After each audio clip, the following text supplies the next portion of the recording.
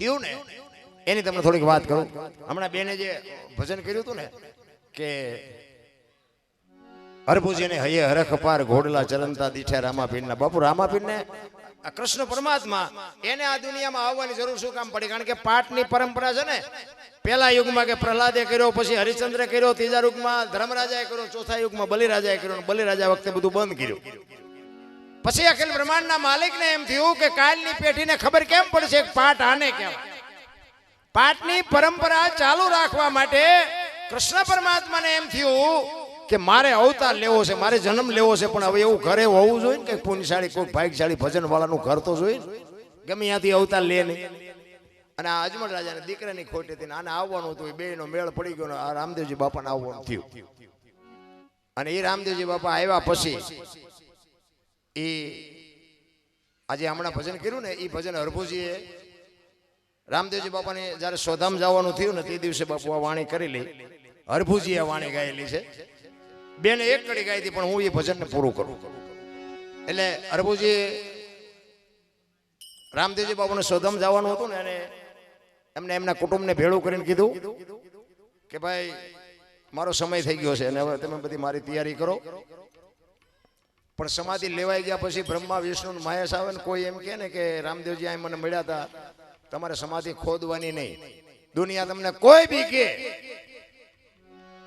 કારણ કે એમને ખબર હતી કે હરભુજી એમના માસીના દીકરા ભાઈ થાય. એમને વચન આપ્યું હતું કે હું તમને મળ્યા સિવાયનો જઈશ નહીં. અને એમને એમ કે હું એમને મળવા જઈશ ને તો આ લોકોને શંકા જાગશે. એટલે એમને જાણ કરી કે ભાઈ દુનિયા કોઈ બી કહે ને તો તમે સમાધિને ખોદવાની વાત ન કરતા. અને સમાધિ અપાઈ ગઈ અને વાત ઉડતી ઉડતી હરભુજીના કાને પડી. હરભુજી ના પાડે છે કે તો વચનનો પાકો માણા, ઈ મને કીધું છે મળ્યા સિવાય જાવ ને કોઈ દી વચન, ઈ ખોટી વાત, હું નથી માનતો. મને મળ્યા સિવાય જાય જ ઈ કે પણ અમે ન્યા જ હતા. ઈ કે ભલે ને તમે અહીંયા હોય, હું અહીંયા જાઉં અને જોઉં, મને હું પાકું કરું પછી માનું, ત્યાં સુધી નહીં. ત્યારે એ હરભુજી ત્યાંથી ઘોડા ઉપર ચડીને બેહીને આવ્યા ને, આ રામદેવજી બાપા રણુજાના સીમાડે ઘોડા ચારતા હતા. ત્યારે હમણાં બેને ગાયું ને, હરભુજીને હૈયે હરખ પાર ઘોડલા ચરણતા દીઠા રામાપીરના. અહીંયા હરભુજી રામદેવજી બાપા ભેટો થયો અને બે બથું ભરીને ભેટ્યા અને અહીંયા બે કહુંબો કર્યો અને રતન કટોરો, અમલની ડાબલી, વીરગેડીઓ, પામરિયા, ચાર વસ્તુ જે સમાધિમાં મૂકેલી એ રામદેવજી બાપાએ હરભુજીને આપી. અને હરભુજીને કીધું તમે જાઓ ગામમાં. અને ગામમાં આવ્યા, ચોરે આખો ડાયરો બેઠો તો શોકગ્રસ્ત. બધા વિચાર કરે ભાઈ જો ભાઈ વિવેક ઘોડા ઉપર બેન આવે છે, શરમ નહીં આવતી હોય? અહીંયા આવી અને કીધું કે શું બધા બેઠા છો? તો કરે રામદેવજી બાપા વિયાઈ ગયા, 3 દી થયા. હરભુજી કે પણ મને અત્યારે સીમાડે ભેગા થયા, તમે કહો છો 3 દી? તો કે આખું ગામ ખોટું, તું સાચો. એ અમલની ડાબલી, વીરગેડીઓ આ બધું બતાવ્યું ને, તો આ બધાની શંકા જાગી. એ કે આપણે સમાધિ દઈને આવતા રહ્યા પછી માછું મારી નીકળી ગયેલા, હાલો એ કે ખોદવું છે. આપણા જ નથી સમજી ગયા, જ્યાં જાવ આપણા નડે ને પછી સમજી લેવાનો ઇતિહાસ આપણો થાય છે. આપણા નડે પછી રોદડા નો રો. જો મીરાને કોણ નડ્યું? રાણો. પ્રહલાદને કોણ નડ્યું? એનો બાપ. નરસિંહ મહેતાને કોણ નડ્યું? એની નાયત. પાંડવોને કોણ નડ્યા? કૌરવ ભયો. પોતાના નડ્યા ને પછી ઇતિહાસ થયા. આપણા નડે ને એટલે રોદડા નો રો. સમજી લેવાનું ઠાકર ત્રાજવી આવ્યો હોય તો જ આપણને નડે. 500 ગૌ આપણને ઓળખે ને, અહીંયા પડખે પડ્યા હોય ન ઓળખે. પણ ન ઓળખે એટલે સમજી લેવાનું ઈશ્વર ત્રાજવી આવ્યો હોય તો જ ન ઓળખે. એટલે હરભુજી રામદેવજી બાપાના ઘોડા ચરે ને બાપુ, એ વખતે હરભુજીએ વાણી કરેલી. વાણીમાં શું કહે છે?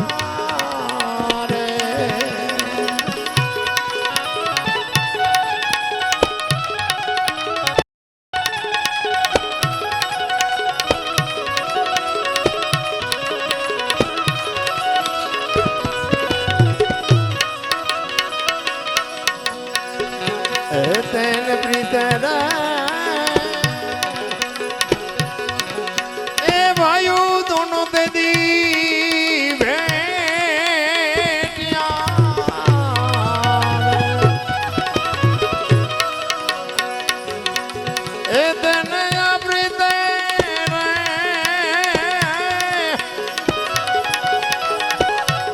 આવાયો એ દોનો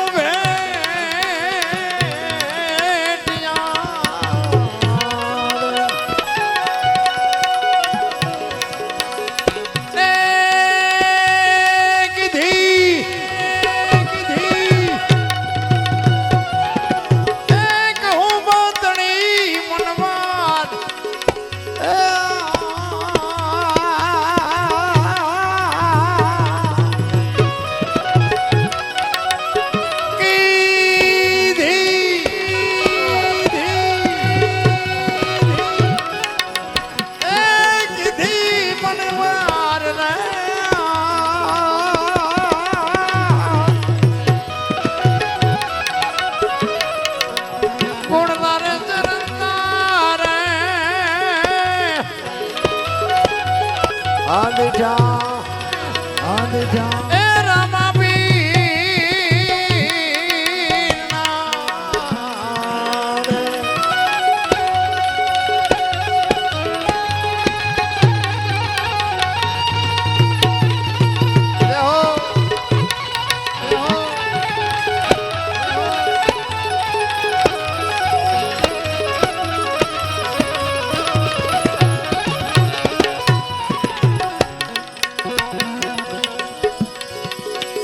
સમાચાર સુણીને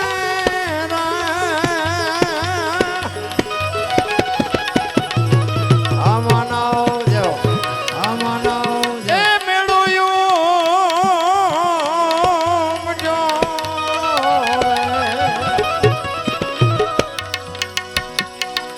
સમાચાર સુણીને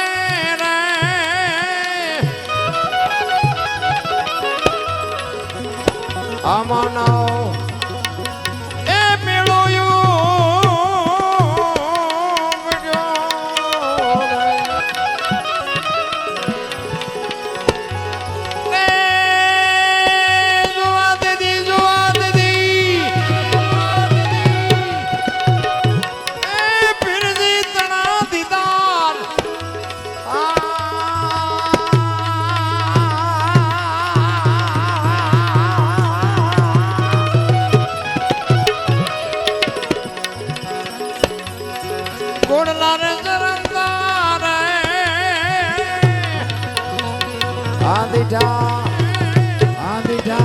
એ રામા પીરના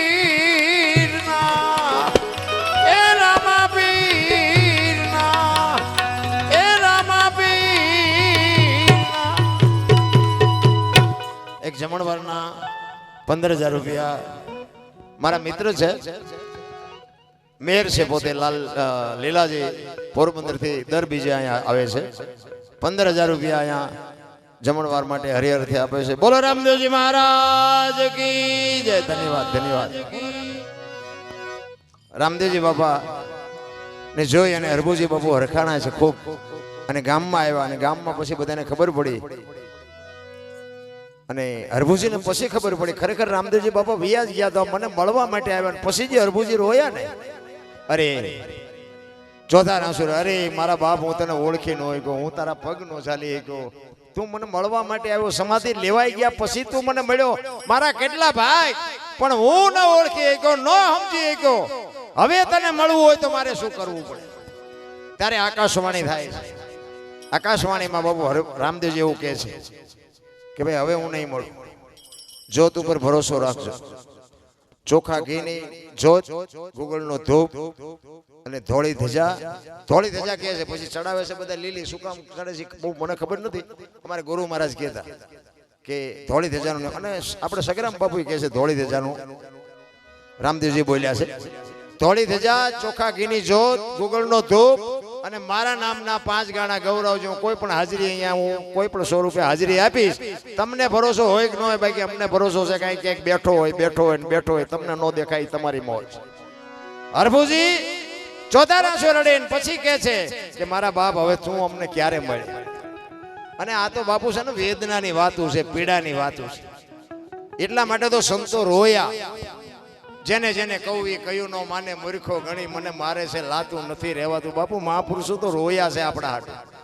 જેસલની વાણી કે રોઈ રોઈ કોને સંભળાવું મારો રુદિયો રોવે માયલો ભીતળ જલે. અમરમાની વાણી કે હાલ રે ફકીરી મારી દેવાંગી વિના બીજું કોણ જાણે. બાપુ મહાપુરુષો શું બોલ્યા છે. આપણે બાપુ કોઈ મંથનનો કોઈને શોખ જ નથી. બાપુ માલપા ઉતરવાનું કોઈને ઈચ્છા જ નથી. આ નકરી પૈસા કમાવાની વાતો નથી મારા બાપ. આ જીવનમાં ઉતરી જાય તો જીવનનો બાપુ બેડો પાર થઈ જાય, એક પરિવર્તન આવી જાય. આ જેટલા જેટલા મહાપુરુષોને નક્કી થઈ ગયું, સદગુરુ મહારાજે જે કઈ શબ્દ આપ્યો, નામ સમો વડે કોઈ નહીં જપ તપ તીર્થ ને યોગ, નામે પાતક છૂટીએ નામે, જે ગુરુ મહારાજ શબ્દ આપી એમાં અત્યારે તો બધા એવા વાડા કર્યા છે ને, અમારા ગુરુ તમારા કરતા હારા, બોલો કે અમારા તમારા કરતા હારા, એમાં ઈ વાદે પડ્યા છે, ગુરુ વાદમાં પડ્યા. પણ એમ થાય કે આ ક્યાં કરવાનું છે ભાઈ, જે છે એ હાઈકે રાખો ને. અત્યારે આ મોબાઈલ ખોલ્યું તો આપણે એમ થાય કે આમ જોવો તો ખરા, હારા હારા માણા ન બોલવાનું, બોલતા હોય બોલ. હવે આપણે એમ થાય કે આમની પાસે શું આપણે આશા રાખી? હે, આ ભેખની ભાષા છે, સંતોની ભાષા, ડાયા માણાની ભાષા છે.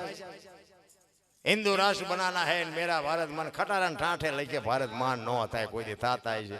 વાતો કરીએ કઈ ન થાય. તમારી અને મારી બાપુ એકતાની જરૂર છે, એક જે પરિવર્તન. આખી દુનિયા એક આપણું ઘર છે અને 18 વર્ણ એક આપણો પરિવાર છે. ઈ જ્યારે ભાવના તમારા ને મારા વચ્ચે જાગે ને તારે જ મારો નાથ તમારી મારી સામે ઉભો રહે. બાકી બધી વાતો છે કાંઈ છે નહીં. કારણ કે આ માલપા ઉતરતું નથી ને ઉગતું નથી. આ તો આ બધા આપણા ઘરના છે ને, આ ભજનમાં ઈર્ષાઈ છે ને એ પછી કોઈ નામ નથી. અમે આખી દુનિયાને શીખામણી દેતા હોય, આ અમારો કેવો રાગ હોય અમને ખબર હોય. આ મને શીખડાયું છે આમ ને, બોલવાનું શીખડાયું છે આમ ને, હરખું વગાડે ને મારે રાજચમ કાઢવી. અને એક જગ્યાએ ભજનમાં ગયા હતા, હું ભજન ગાતો હતો, વારું મારા વીરા રે સંગનો કરીએ નિસનો. તો એમાં એક ભાઈ પૈસા નાખવા હતા, મારો ભાઈ મને પડખે બેઠો હતો ને, એ કે આ કોઈ પૈસા નાખે નહીં, પણ નાખે છે. મેં બંધ કરવું કહેતો હોય તો આપણે બંધ કરીએ, આપણે ક્યાં પૈસા, એવું કંઈ આપણે ગાવાનો શોખ નથી. તો કે નાના અંદર તમે ગાઓ. પછી ઘડીક ગાયું, ફરીને પાછા નાખવા આવ્યો ને. મેં પછી આમ બહાર ગયા ને, રાઉન્ડ પૂરો થયો, પછી ભાઈ આવ્યો વાહે. તો ઓલો એ કે તું કોઈ દી પૈસા નો નાખ ને તું કેમ પૈસા નાખી? નાખું જ ને દરબાર કે ગાળું દેતા મારા દુશ્મન નથી, કે મને મોજ આવી કે નાખું જ. એટલે મેં કીધું હું ક્યાં ગાળું બોલ્યો? એ ભાઈ ગાળું બોલતો હતો? એ મને કે હા ગાળું જ દેતો હતો. મેં કહ્યું પણ ક્યાં ગાળું બોલ્યો? હું તો ભજન ગાતો હતો. કે તમે નહોતા કહેતા વારું મારા વીરા રે સગનો કોળી નીચનો? મેં કહ્યું સગનો કોળી નીચનો નહીં, સંગ નો કરીએ નીચનો. તું નો ખાપાડ. મેં કીધું મારી નાખી બીજાને. પછી ખબર પડી કે આ તો બધું ઉપરથી જાય છે. બોલવાનું ચાલુ કરો ને, ગાવામાં કોઈક વાહમાં હળદર ફરેવા કરી નાખશે. અરે સમજાય જ નહીં. ભલા સમજવા માટે બાપુ એની માટે મેમરી અલગ જોવે, કંઈક તમારી પીડા જોવે, કંઈક વેદના જોવે. મારે કંઈક મેળવવું છે. મીરા એટલે કે છે કે આત્માને ઓળખ્યા વિના લક્ષ 84 નહીં મટે, તમારી ભ્રમણા ભાંગ્યા વિના ભવના ફેરા. ભવની વાતની મને સમજાતું નથી. મરી જ્યારે જવાનું હોય તેથી ભલે મરી જાય, પણ આજ જે મોકો મળ્યો છે, આજનો જે સમય છે એ આનંદ કરી લ્યો. કોઈને કાંઈ ખબર નથી કરમ શું છે ને ભાગ શું છે ને ભવ શું છે. હશે બધું આ સંતો કહે છે ખોટું હોય છે એવું, પણ મને એમાં ટપા નથી પડતા. મને એમ થાય કે આ મળ્યો એ ભાવ સુધારી લેવાય. કાલની ખબર નથી, ભાવની શું ખોડવી હોય ભલા. આ ભાવ મોળો છે, હે વાહન મકાન રૂપિયા લોટા હવામાં ઉડે. અરે મેં આ અમારા મિત્ર બેટા 20 લાખની ગાડીઓ અમે જિંદગીમાં નહોતું વિચાર્યું સારું મોટરસાયકલ લઈશું. શું ભલામણા ભગવાને ઢગલો કરી દીધો તો હજી તો કોઈનો શેઠો જ નથી. રોવે છે જ્યાં જાવ અમર બે કઈ નથી, અમર બે કઈ મરો કઈ ન હોય તો શું જોવે છે એ નથી ખબર પડતી. ભલામણા આપણા ગઈઢા પાસે કાંઈ નહોતું, પણ બાબુ આમ ભલે ને હાજનું એક ખાવાનું હોય ને તે ખાઈને તપેલા ઊંધા નાખીને સવારે એક મુઠ્ઠી દાણા ન હોય તોય સાથી માથે હાથ રાખીને હુવે. સવારે ઠાકર જેવો ધણી. કોઈ ભૂખ્યા મરી ગયા? અત્યારે મૂક્યાનો માર્ગ નથી તો ઓલા માગણા હોય તો ડેલીઓ આડી કરે, આગળ જાઓ.